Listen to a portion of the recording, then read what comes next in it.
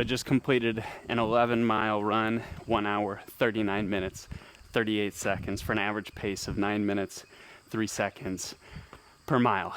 Not my fastest run recently.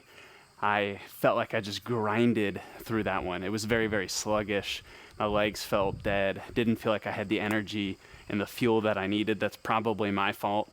Last week on August 3rd, it marked the 1-year anniversary of my final surgery. And in another YouTube video, I'll document everything that happened. But moral of the story is it was a miserable season for me and my family. So glad to have that chapter behind me, but at the same time, so grateful for the faithfulness and the goodness of God in the valleys, in the hard seasons.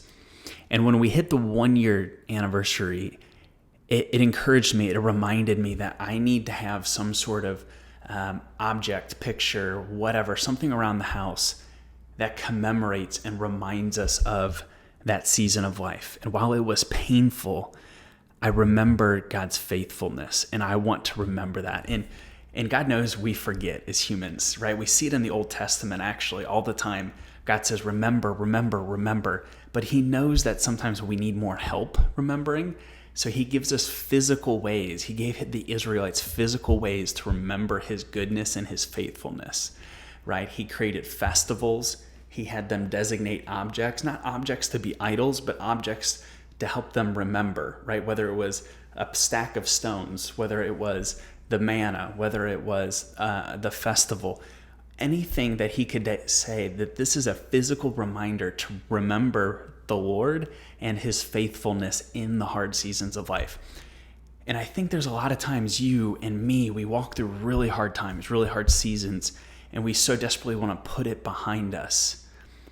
But we miss an opportunity to capture and embrace that season and somehow commemorate it and say, you know what, it was hard. It was miserable, but God was faithful in that season, and I want to remember his faithfulness because I know another hard season is on the horizon, and I'm going to need to remember it.